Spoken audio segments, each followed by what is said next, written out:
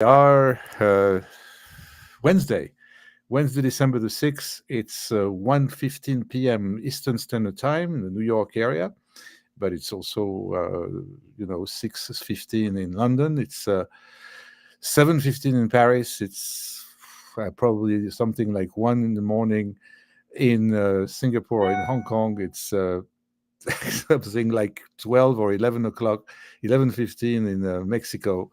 Anyway, I am here with you and very happy to welcome everybody and those who are coming for the first time to You Change the World, a podcast and a live event on multiple channels in the social media and podcast in Spotify and all the other podcasts, if it's Apple Podcast or Amazon Podcast or any other channel.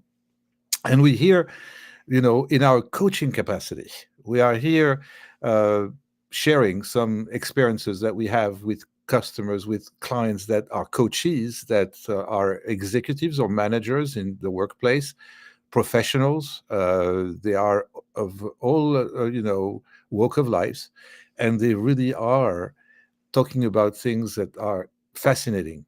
And when we are in a coaching session, we're very intensely involved in not finding any solution, but in probably transforming different mindsets and how we approach things so that they can become easier for navigating complexity or ambiguity, all kind of things that in this world today are challenging us. So this is what we're sharing here on this channel. We can always find me by email at andre@andrepulitzer.com. You can go on the website www.andrepulitzer.com. There will be some changes in this website, improvements, additional content very shortly, talking about especially the spotlight. How do you really handle the spotlight when you are visible, when you are on stage, if we will want to call it that way, and authentically so? Genuine personality, genuine person that you are as a leader, but very conscientious about how you're perceived and what you do, being responsible for your audience about the message you want to convey, which is incredibly efficient about communication, and efficient communication. Now, today it's another topic, and it's the topic of trust. And again, a little bit of two housekeeping items I want to say. You can definitely type a message in the chat where you have access to it, and you're going to see on the right part of the screen the chat that I receive from you, the listeners, the people that are joining as participants, and we will not be able to answer those chats, but we can definitely answer it live or come back to you. You can also comment, where the comment line is, wherever you are seeing this, on YouTube or LinkedIn or Facebook or Instagram and other channels. Especially in LinkedIn, you can definitely leave your comments in the bottom of the page where you are seeing this broadcast. So, and the second thing I wanted to say on the housekeeping side is to subscribe on YouTube. Please subscribe on YouTube, because this is what gives us the opportunity to work on the content, to increase the content, to have guests coming and joining us, and increase, of course, what we want to do is to impact and reach out to the maximum number of people qualitatively, not quantitatively. So if I have 1,000 viewers or 10,000, as long as they are motivated to hear the kind of content we have, and they feel that it resonates with them, that it's something that is really on top of what they are thinking about, or that you are thinking about and want to address every day, then please subscribe. That will be a sign of recognition and the feedback that we really need from you. Okay, now this being said, we have a few minutes more to really address the content of trust. Now, obviously, that content of trust that I have for you comes from the experience of my clients, definitely, but comes also from mine. And we have done many, many things in the last few years to improve, clarity about what really drives trust in the work environment. Because let's not also have a wrong perception or be too optimistic about this in a way. Work is work. We're not talking about obviously a relative, right, or a sibling.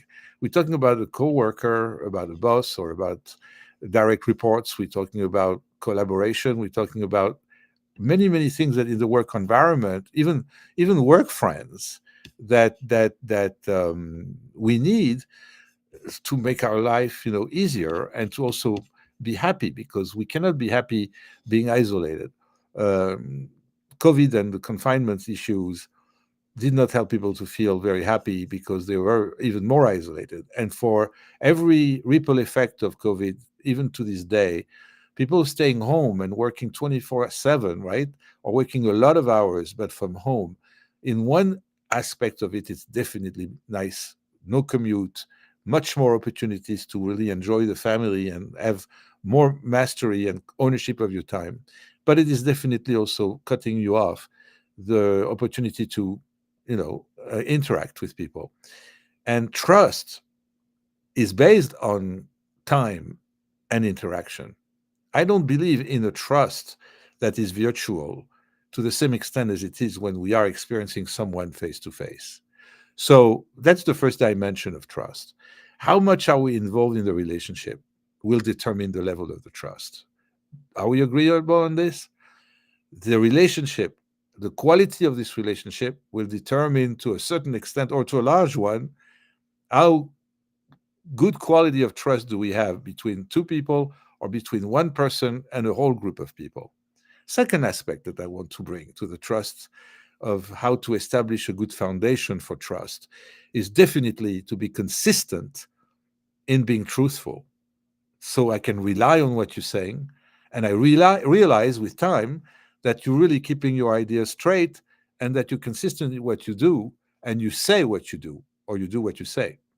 And that's very interesting, because in many instances, people do not realize that the trust is not there because they're not consistent about it.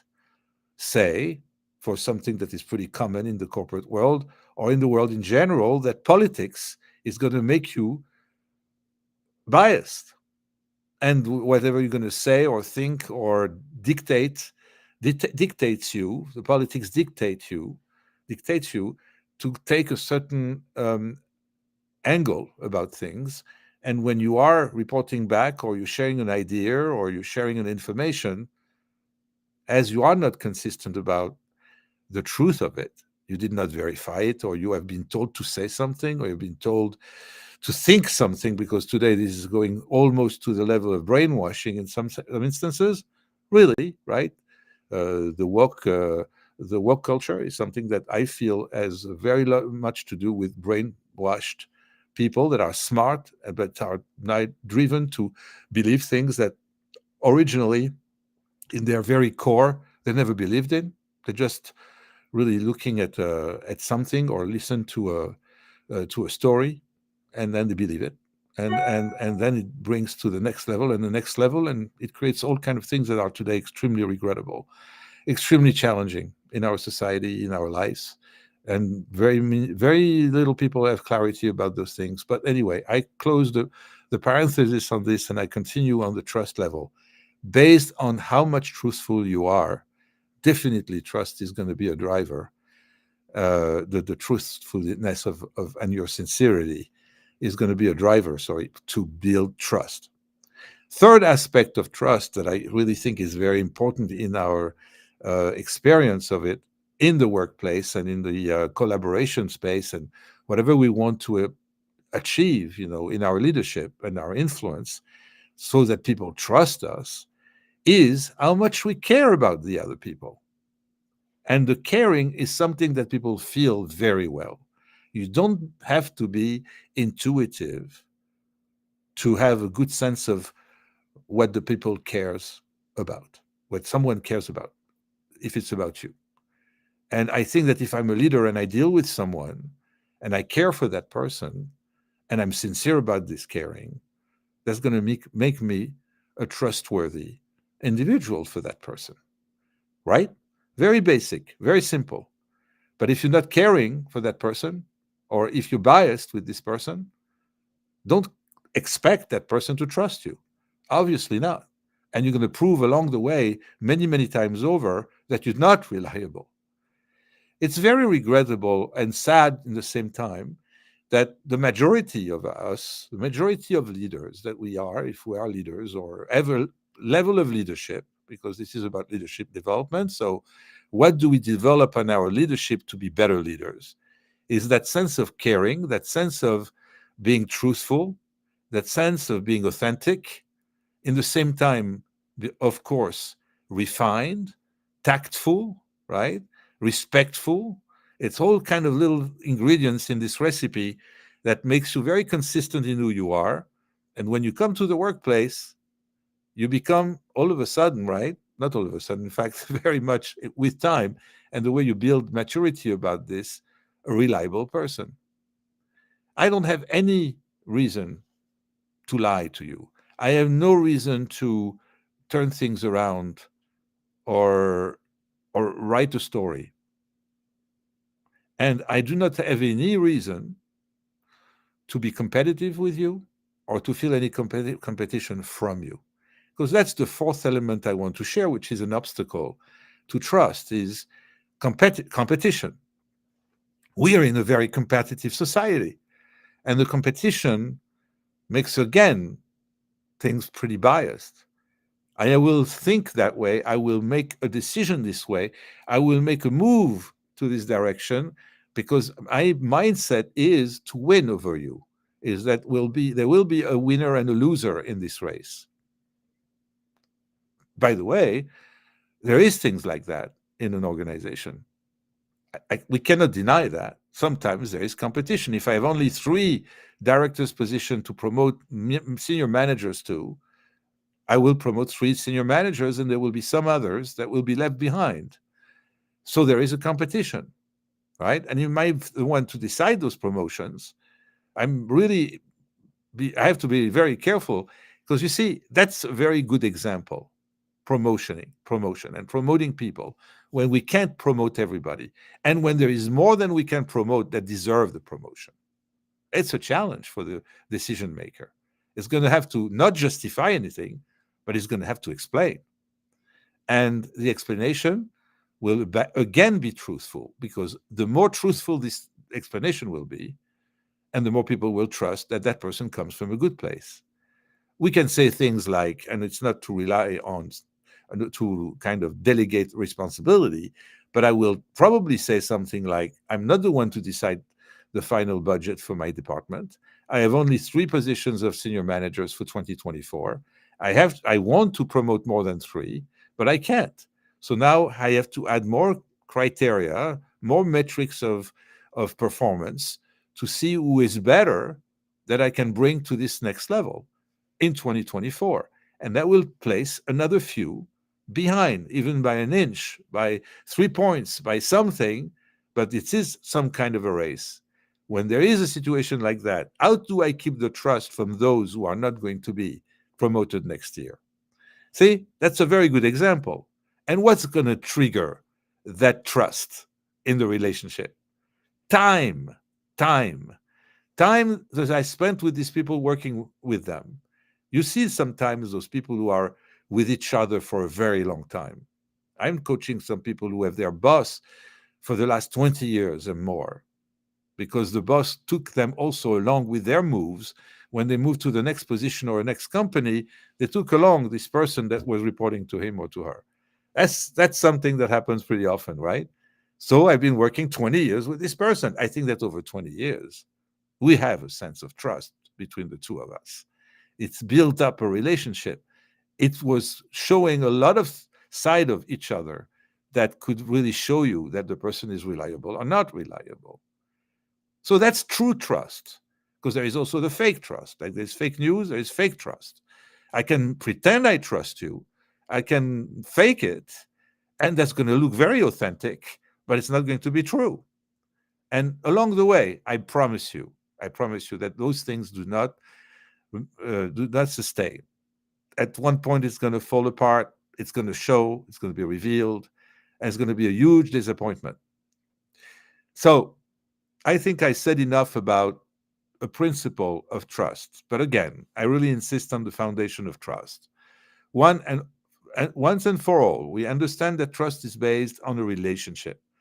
And this, the more we invest in this relationship, the more we also give this relationship a possibility to be present, to be physically present, because the virtual is also good, but not as good as being right in the same room face to face. I think that there is some part of that that will play maybe a little bit of a subtle weight into how people are going to trust each other. But I think that a relationship is everything. So relationship is one of the foundation. Secondly, it's how much you care for the other person is the other foundation, because it shows in every single time I meet with you. It's every single time there's an experience of you, then I have this sense of knowing that you are caring for me. And if you care for me, you want me to win, you want me to be successful, because if I am, you are going to be successful as well, right? It's a win-win situation. That's ideal to build trust on the long term, in the long term. Thirdly, it's consistency. Consistency of your truthfulness, of your sincerity, of your authenticity. So you can be intentional about how you show up, how you are perceived by people, and because you are somehow controlling a little bit yourself in some situations where sometimes it's challenging for you. You have to get out of your comfort zone. And then when it is the case and you're under the spotlight, you have to behave a certain way because you need to be careful about what you're saying. You need to be careful about the audience that you have and who they are and what is their background. In inclusive leadership, I put it in the top priority, the understanding of the other person I'm dealing with background, the understanding of the person's background and culture. I am curious about that person's culture. That person can come from countries that I don't even know. Even if it was 20, 30 years ago, they still were raised in another country, in another culture. That's what I call inclusive relationship and inclusive leadership. It's being curious and care about this other person's culture and background. If this person background, I'm going to give you this example I always give to my clients because it's mine, being French, expatriating myself to the US, being a total different culture if you compare the two. And I still have cultural gaps. I have a hard time to compensate for because it's a different culture. I was not raised the same way. One example of that is that French people of my generation, I think still today, do not get very complimented for their good deeds and for what they do well. The compliment, the positive feedback to people, the praise aspect of people is not as strong as it is in the US. At least if it's not absent completely, it's definitely less. So here, a child will be always doing the sandwich, right? First, a very positive statement, a very positive mindset all along. Then, in the middle, we're going to squeeze something there. We're going to insert that message about, hey, you could have done better than being a bad grade at home, or you can take a little bit more time, practicing math and do this exercise. So come to me, the daddy, and we'll do it together. But you never come to me, or things like that. So you have to make an effort. This is your opportunity to develop, to improve. And then we close up saying, I know you're such a great guy. You have such a great potential, right? This is the American culture very much, the praising, the complimenting, the celebration, even the certification. I give you a certificate, a diploma. I'm not saying it's not existing in France at all. I remember I had a book called the Prix d'honneur, the honoring prize, because you were behaving for the entire year and your camaraderie was very recognized, and your classmates like you, and you're very popular. Then you get a prize for that. But you have to wait the whole year to get this prize and to see, oh my gosh, I didn't know they were appreciating me like this. That's the big difference culturally. Why do I bring this? It's another criteria about building trust. If I care about your culture, if I care about your background, I'm including you much more. And this inclusive leadership that I demonstrate is creating trust because I show I care. So this is a great example. And it's also an opportunity for me to repeat that diversity and inclusion is very far from what we are reading about it or we're hearing about it. This is a big lie out there. It's huge lie there. It comes from the same place as this woke culture. The diversity inclusion is one of the, I think, of the pillar of the woke culture. We make it very segregating, very sectorial, very divided, when it's not the case. And when I think really the whole point about leadership, for example, is to include people by being curious about them. And how do I adapt my language and my attitude and my leadership and my relationship so that I'm being including you and we merge our cultures with each other because they are different. They come from different places, even a state to another state. The accent that I have, if I'm Texan and living in New York, right? So definitely all of these details count. And if I show my caring about it, I gain your trust. You see I'm sincere. You see I'm including you. That would remove a lot of racism, a lot of segregation, a lot of misconceptions, a lot of checking the boxes that you see by HR or different other or parts of your organization that apply blindly policies and things that have been said by people who do not understand what inclusion is. So this is really making me very upset. So I say it, and I say this is a source of mistrusting. I cannot trust someone who looks at me because I'm white or I'm this or that, and thinks that because he's going to tell me or she's going to tell me that I'm included in the group as a white person, as a black person, as a whatever, which is not really the problem. The issue is not that. The issue is I'm coming with a different culture. How much I'm going to be accepted in your group? How much you're going to care about my background? That I have sensitivities that are not the same as yours. That's very, very important. And I think it's part of this because one of the core reasons why we're losing trust or values in any community, in any small or larger community, and a group of people working together is a community. A team of two already starts with a partnership and a community. If this is not clear, what means trust, if it's not clear what means inclusion, right, for this particular criteria, then we're already on a biased foundation. It's not going to work. There is no consistency. It will break. It's not going to last. And that's what my prediction is about all these things that I'm saying that make me upset. In a way, I'm not upset. I know it's gonna disappear. It doesn't belong to nature. It's not part of the coding that the world has been built on. It's not going to work. So it's not true. It's not true. That's based on lies, on misconceptions, or it can be driven by people with an agenda, by politics, whatever. And at one point will fail because it's not designed for the human being, right? Hopefully, by saying that, by the way, I'm not mixing topics. It's all about trust today. And this is what I'm not trusting. When I'm going somewhere and I have a suspicion that it's biased or it's driven by an agenda, how can I trust that system?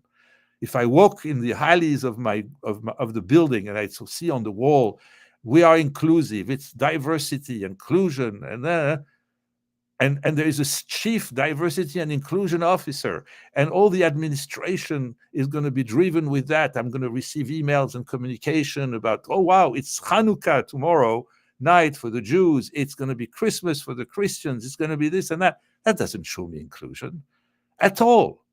Understand the person background, understand where the person comes from, how this person was raised, on which values, care about it, and then include that person in your community, in your group, in your team, and be curious about it. Because by being curious about it, you learn how to communicate with that person, how to receive communication from that person, and we can get along and form a community. And that creates trust. So I think I did my point today, I hope. And I'm curious to get your feedback, obviously. I didn't see any chat messages there for today. Okay. I did not push this program very much the last few weeks. So Usually I send invitations. I have all kind of things that I do. I've been pretty busy. It's the end of the year. So I let it like that. I schedule it, and I hope that people are going to come and then join me. So I think you are a good number of people, because I see that number growing week after week. So thank you for again joining.